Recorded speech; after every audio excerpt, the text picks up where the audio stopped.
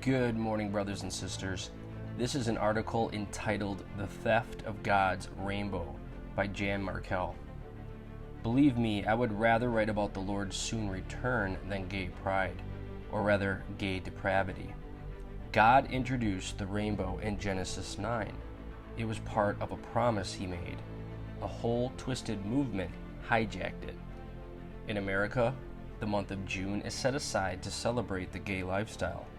But let's be honest, the Western culture demands the near constant celebration of homosexuality every day and every month of every year.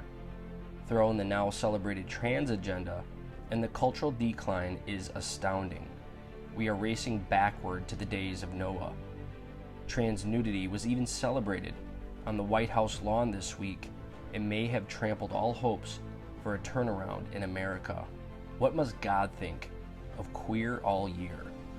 But June of 2023 saw dozens of major retailers betraying conservative and Christian customers as they catered to this cultural collapse. Queer All Year was the theme of Retail America. Target lost billions in sales due to boycotts, and others followed in lockstep, more committed to an agenda than to corporate profits. We would eventually learn that these retail outfits would be subsidized by globalist schemers. Here's just a sampling of items offered to eager customers. Homosexual and trans clothing for 3-month-olds. Cookie rainbow houses for small children. Pet gear, pet toys, and pet treats in rainbow colors. Pet chew toys guaranteed to turn a dog or cat gay. Rainbow jewelry in 4K gold. Pride-themed eyewear. Multicolored pride cake mixes. Baby Always Proud bibs. And special pride boxes of Pop-Tarts targeting youth on Instagram. Jesus had grace, but spoke truth. Our Romans 1 culture celebrates this, and as Christians, we must respond with grace and love and kindness to every person trapped in the deadly blindness of the LGBTQ lifestyle. But many once solid churches and denominations are going along to get along and will not speak out about the biblical warnings. Jesus represented grace and truth. There was no way to be kind and gracious while refusing to tell people the truth that the way of sin is the way of death. The path of sexual immorality that our culture insists is so wonderful is actually a path to destruction. God's throne and a rainbow. John sees a glorious throne of God surrounded by a rainbow, Revelation 4:3. That reminds us that the rainbow belongs to God, not a sinful sexual culture.